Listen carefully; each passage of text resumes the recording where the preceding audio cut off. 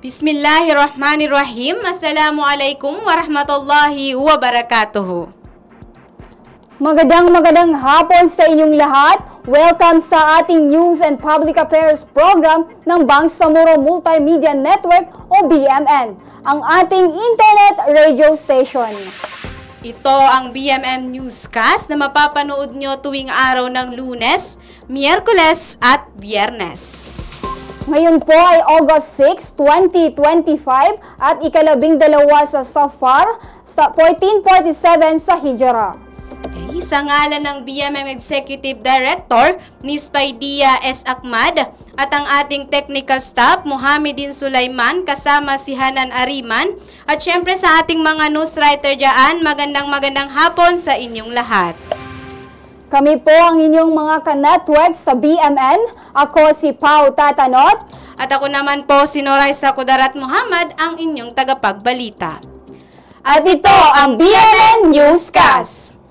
Okay, live na live po tayo ngayon sa official Facebook page ng BMN or the Bangsamoro Multimedia Network. Please like and share our official Facebook page para updated kayo sa BMN Newscast. Kami po ay mga interns o OJT dito sa BMN na mula sa Mindanao State University, Maguindanao na kumukuha ng kursong AB Islamic Studies. Ayan, sige partner, greetings muna tayo sa ating mga tagapanood. Ayan, magandang araw po sa lahat ng ating mga taga-subaybay dyan. Isang mainit na pagbati at shout out sa inyong lahat. Also, shoutout din sa mga MSUans dyan na nanonood ngayon. Magandang hapon sa inyong lahat. And also, shout out to our co-OJT from MSU Maguindanao. Partner, baka may gusto ka dyan i-shout out mo na yan. Ayan, shoutout kila Ina and Ama at sa mga kapatid ko dyan na nanonood ngayon. Magandang hapon sa inyong lahat. Okay, partner, shout out din kay Binlandin Nuga, Said Faisal, Alamada Rayana, and Blame Samsaida, and also Giamlang Sara. Ayan, shoutout din sa mga kaibigan namin na nanonood ngayon, sila Gyalal Evelyn, Tauti, Rohamina, and Aliyah. Ayan. Okay, ang BMN Newscast ay ang mga kaganapan nangyayari sa loob at labas ng BARM. At may mga reporters din po tayo dito mula din sa aming kasamahang OJT na dapat nating abangan sa pagpapatuloy ng ating News and Public Affairs Program. Ayan, partner, sa dakong ito, ating tanggapin ang ulat mula kay Rohamina Dimaukom, Civil Society or Organization, katuwang ang BHRC, basilan sa pagsusulong ng karapatang pantao. Yes, Dimaukom, ibalita mo na yan. Pinalakas ng Civil Society Organization o CSOs sa basilan ang kanilang sa pagtataguyod ng karapatang pantao sa pamamagitan ng aktibong pakikilahok sa coordination meeting ng Bangsamoro Human Rights Commission basilan Provincial Office. Ang pagpupulong ay sinagawa upang pagdibay ng ugnayan at sama-samang pagtugon sa mga isyong kinakaharap ng mga komunidad sa lalawigan.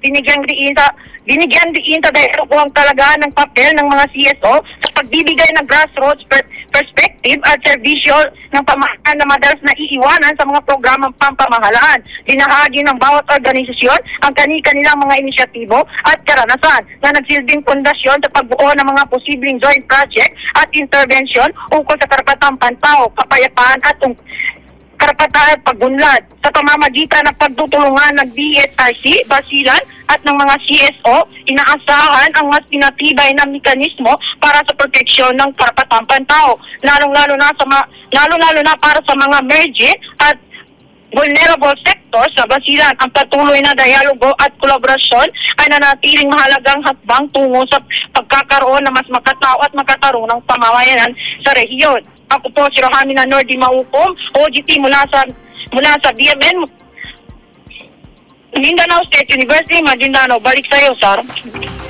Okay, maraming salamat Dimaukom sa iyong report. Civil Society Organization, katuwang ang BHRC, basilan sa pagsusulong ng karapatang pantao. Narito naman ang report ni Said Faisal, pangunahing suliranin sa serbisyo at sa tubig at kalinisan, tinutukan sa isang buwang konsultasyon ng BARM. Yes, Said, ibalita mo na yan. Upang matugunan ang kakulangan sa maayos na serbisyo sa tubig at sanitasyon sa Bangsamoro, pinangunahan ng Ministry of the Interior and Local Government o MILG ang esere ng pagpupulong kasama ang iba't ibang ahensya at katuwang organisasyon kung saan tinalakay kung paano mas matutulungan ang mga lokal na pamahalaan na maihati ang malinis na tubig at maayos na kalinisan sa mga komunidad.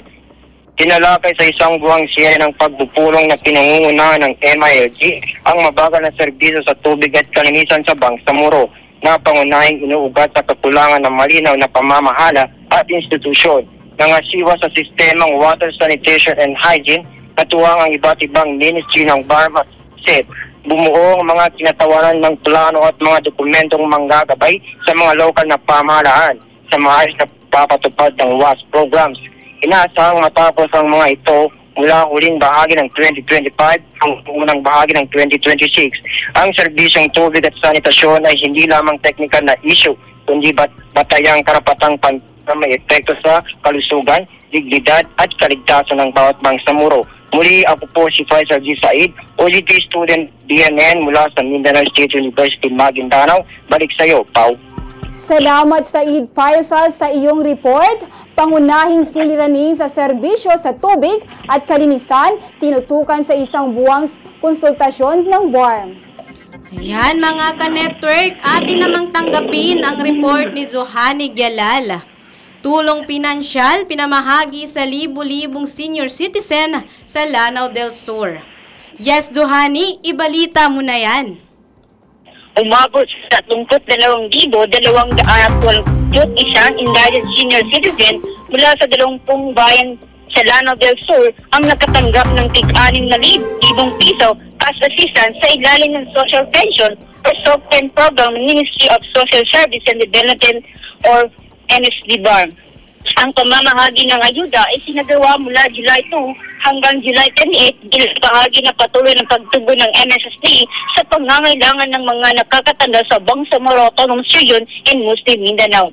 Layunin ng SOCPEN program na magbigyan ng regular na tulong pinansyal ang mga senior citizen na kabilang sa may hirap at higit na nangangailangan.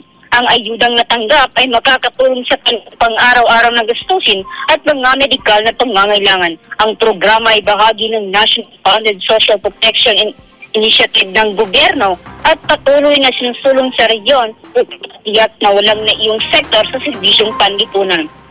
Ako si Johanny G. Gyalal, student ng BMN mula sa Mindanao State University, Maguindanao. Wassalam. Okay, maraming salamat Johanny Gyalal sa iyong report. Tulong pinansyal na ipamahagi sa libu-libong senior citizen sa Lanao del Sur. Okay, bago tayo magpatuloy sa ating mga karagdagang balita, shoutout muna tayo sa ating mga viewers dyan. Partner? Okay, shout out sa mga pamilya ko na nanonood dyan, partner. At syempre sa mga kaibigan din namin na nakatutok ngayon sa ating programa, sila Gyalal, maraming salamat sa inyong panunood. Okay, atin ang tanggapin ang report mula kay Ben Ladin Mantulino, BF, MILF at Philippine Army nagsagawa ng dialogue sa Maguindanao del Sur. Yes, Ben Ladin, ibalita mo na yan. Isang mahalagang dialogo ang naganap noong August 4 at 2025 sa Sitio Malnus, Barangay Pahitan, Mangunda Dato, Maguindanao del Sur sa pagitan ng 109 Desk Command ng Bangsamoro Islamic Force o BIAF, Moro Islamic Liberation Front o MILF at ng 2nd Mechanized Infantry Battalion Philippine Army. Pinangunahan ng dialogo ni Mujahid Ustad Abdul Latif Pangyamanan, Base Commander ng BIAF o MILF at Lieutenant Colonel Pilmax D. Lordizito, Battalion Commander ng 2nd Mechanized Infantry Battalion Philippine Army. Nakatanggap ang kaganapan ng malakas na suporta mula sa iba't ibang opisyal, partikular si Vice Governor Ustad Hisam S. Nanu ng Maguindanao del Sur, dating Mayor Freddy P. Mangunda Dato, Municipal Mayor Fader Oeb Mangunda Dato, Vice Mayor Elizabeth Mangunda Dato, Taiwan, at Police Captain Edward Abelino, Hepe ng Pulisya ng Mangunda Dato, Maguindanao del Sur. Pinapakita ang kanilang presensya ang pangako ng lokal at panalawig ng pamahalaan sa pagtataguyod ng isang mapayapa at ligtas na kapaligiran. Ang pangunahing layunin ng nasabing dialogo ay upang mapanatili ang kapayapaan at kaayusan sa lugar ng kanilang nasasakupan. Sa pamamagitan ng pagkakaroon ng ganitong uri ng aktibidad, mas napapalakas ang ugnayan at kooperasyon sa pagitan ng grupo at ng pamahalaan na naglalayong makamit ang isang mapayapa at maunlad na komunidad. Ang pagtutulungan ito sa pagitan ng BIAP o EBA-LF at ang Armed Forces of the Philippines ay nagpapakita ng tunay at pagkakaisang pagsusulong sa kapayapaan at seguridad.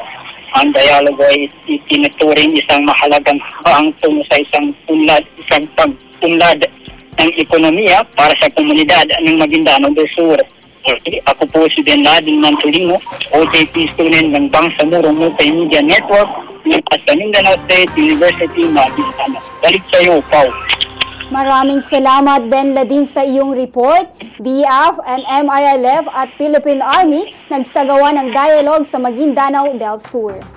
Ayan, mga ka-network, atin namang tanggapin ang ulat mula kay Alparid Abdullah. Konsehal Salik nangunguna sa pagpapaayos ng kalsada sa Ligawasan. Yes, Alparid, ibalita mo na yan. Patuloy ang pagsasaayos ng mga pangunahing daan sa Ligawasan sa pangunguna ni Konsehal Luz S. Salik. Kasama sa mga inaayos ang kalsada sa pagitan ng Barangay Bulyog at Barangay Barungis na matagal nang nagdudulot ng hirap sa mga motorista, estudyante, guro at magsasaka. Malaking ginhawa ang nararamdaman ng mga residente, lalo na sa mga taga-barangay Kabasalan, Barungis, Bulyog at Kalbugan. Aktibong nakikipagtulungan ang Barangay Local Government Unit o BLGU ng Bulyog sa proyekto. Patuloy ang test trip ng pagkongkreto ng kalsada sa Barangay Ligawasan SGA Bar. Ito ay kabilang sa mga proyekto ng Ministry of Public Works o MPW Farm Government. Layunin itong mapabuti ang mga kalsada sa buong rehiyon ng Bar. Ang Phase 3 road concreting ito ay may habang 1 kilometro na mula sa Purok 5 hanggang Purok 7 ay magiging pintado na. Inaasahan na sa lalong madaling panahon ay matatapos na ito. Dahil dito ay mas mapapadali ang pagdadala ng mga produkto at pagpasok sa paaralan ng mga estudyante at guro. Malaking tagumpay ito para sa mga mamamayan ng Bulyog at karatig na bayan at barangay. Nagpapatuloy ang konstruksyon ng kalsada na mag-uugnay sa Barangay Bulol, Ligawasan Special Geographic Area o SGA Barm patungo sa Barangay Kabasalan. Layunin itong mapabuti ang koneksyon sa pagitan ng mga barangay at pasiglahin ang ekonomiya ng rehiyon. Patunay ito sa patuloy na pagsisikap ng pamahalaang Bangsamoro na palakasin ang infrastruktura at mapaunlad ang pamumuhay ng mga mamamayan. Muli, ako po si Alparid Abdullah, OJT student ng Bangsamoro Multimedia Network o BMN na mula sa Mindanao State University, Maguindanao. Balik sa iyo, Isa. Ayan, maraming salamat, Alparid, sa iyong report. Konsehal Salik nangunguna sa pagpapaayos ng kalsada sa Ligawasan. Okay, dumako naman tayo sa lagay ng panahon. Dulot ng LPA, nagdadala ng mga pag-ulan sa silangang bahagi ng bansa bukas, habagat unti-unting iiral. Sara, ibalita mo na yan. Magsisimula tayo sa mga lugar na inaasahang makaranas ng masungit na panahon sa Bicol Region, Quezon Province, Northern Samar at Eastern Samar. Inaasahan ng maulat na kalangitan na may mga kalat-kalat na pag-unlan, pagkidlat at pagkulog. May posibilidad din na katamtaman hanggang sa malakas na pagbuhos ng ulan na maaaring magdulot ng biglaang pagbaha o pagkuho ng lupa lalo na sa mga mabababang lugar at bulubunduking bahagi. Samantala, sa ilang bahagi naman ng Visayas at Mindanao, sa Western Visayas, Negros Island Region, Palawan at Mindanao. Asahan ang bahagyang maulap hanggang maulap na kalangitan na may mga pulong-pulong pag-ulan at pagkulog, pagkidlat. Ito ay epekto pa rin ng umiiral na habagat southwest monsoon at para sa Metro Manila at ang lalabing bahagi ng bansa, magsisimula ang araw sa maaraw o bahagyang maulap na kalangitan, pero pagdating ng hapon o gabi, posible ang mga localized thunderstorm o panandaliang bugso ng ulan na may kasamang kulog at siglat. Paalala, lahat ng nabanggit na lugar ay posibleng makaranas ng pagbaha o landslide, lalo na sa kung malambot na ang lupa dahil sa mga nakaraang pag-ulan. Kaya't, laging maging alerto at sumubaybay sa mga opisyal na abiso mula sa pag-asa ng lokal na pamahalaan at yan ang kabuuang lagay na panahon mula ngayon hanggang bukas. Ako po si Sara F. Yamlang, OGT ng Bangsamoro Multimedia Network mula sa Mindanao State University, Maguindanao. Okay, maraming salamat sa iyong ulat panahon, Sara. Dulot ng LPA, magdadala ng mga pag-uulan sa silangang bahagi ng bansa bukas, habagat unti-unting iiral. Okay. Mga ka-network, magbabalik ang BMN Newscast makalipas ang ilang mga patalastas. At sa ating pagbabalik, ay matutunghayan nyo ang mga karagdagang balita sa BMN Newscast. Maraming salamat po.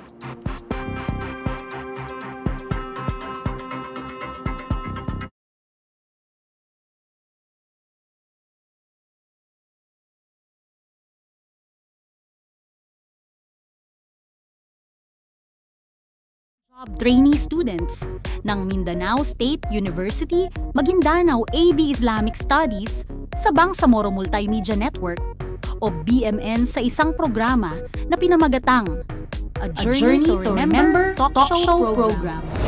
Tuwing Martes at Huwebes, alas 4 ng hapon. Live na live sa BMN official Facebook page.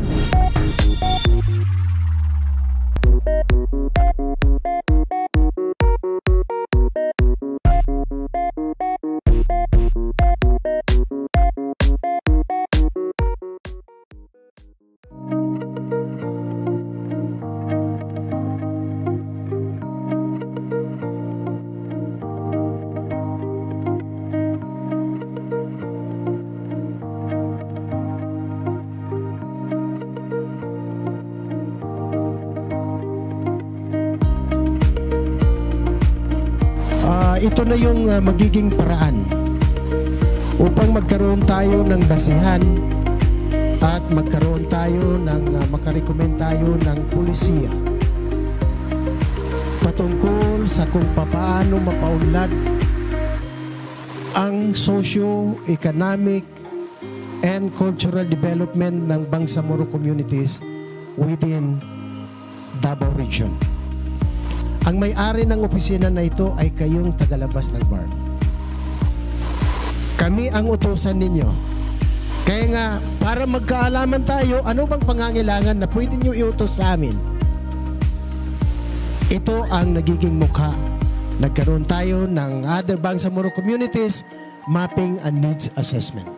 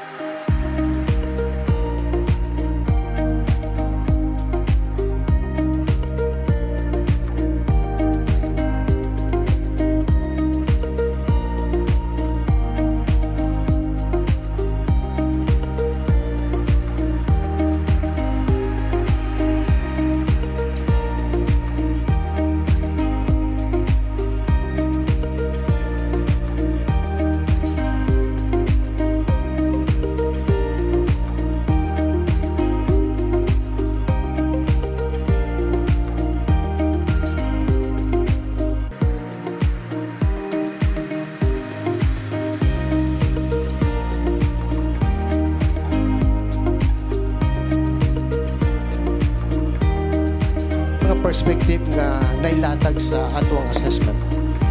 Katong among pasalamatan o atong ingnon nga very successful ni siya, and you are part of the history making of the OOBC for the near future, for the interest of the Bangsamoro. Daghang salamat, wabillahi taufiq wal hidayah. Assalamualaikum warahmatullahi wabarakatuh.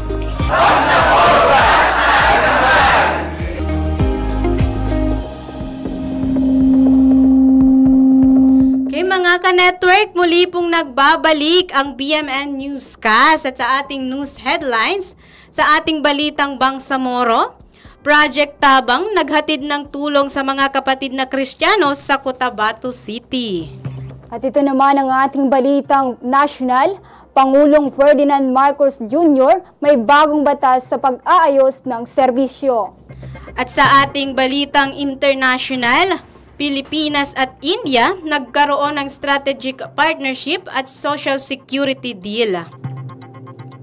Narito ang detalye ng ating BMN Newscast. At sa ating balitang Bangsamoro, Project Tabang naghatid ng tulong sa mga kapatid na Kristiyano sa Cotabato City. Namahagi ng tulong ang Humanitarian Response and Services Unit ng Project Tabang sa mga food packs at bigas sa mga miyembro ng San Pedro Calungsod Reflexo Food Therapy Group sa Cotabato Cathedral noong Lunes, Agosto 4. Patuloy pa rin ang pagsusumikap ng pamahalaang Bangsamoro na maabot ang lahat ng sektor ng lipunan. Umabot sa 70 miyembro ng San Pedro Calungsod Alternative Healing Ministry sa Cathedral ng Cotabato City ang tumanggap ng tig-iisang sakong bigas at isang kahon ng grocery items mula sa tanggapan ni Chief Minister Abdul Rauf Makakua. Ayon sa mga benepisyaryo, ito ang unang pagkakataon na sila'y nakatanggap ng ganitong kalaking tulong mula sa Bangsamoro government na naging dahilan ng kanilang taus-pusong pasasalamat. Ang pamamahagi ng ayuda ay pinangungunahan ni na Project Tabang Manager Ginoong Brahim Bobby, Lakua at Rapid Response Team at Head Ginoong Norodin Danton kasama ang mga kawani mula sa kani-kanilang opisina. Ang pamamahagi ng ayuda or ang inisyatibong ito ay bahagi mismo ng Project Tabang tuloy alay sa Bangsamorong nangangailangan na maghatid ng agarang tulong at serbisyo sa lahat ng mamamayan, anuman ang rehiyon, pinagmulan o paniniwala. Pinatutunayan nito na ang matatag na paninindigan ng Bangsamoro government sa pagiging inklusibo, mahabagin at tapat na serbisyong publiko. Ang mabilis na tugon na ito ay patuloy na taus-pusong dedikasyon ng pamahalaan sa makataong aksyon at direktang paghahatid ng serbisyong publiko sa mga nangangailangang komunidad. Sa mga hakbang na gaya nito, patuloy ang Project Tabang sa pagbubuklod ng komunidad at pag-aangat ng dignidad sa bawat Bangsamoro, kabilang na ang mga kapatid na Kristiyano sa Cotabato City.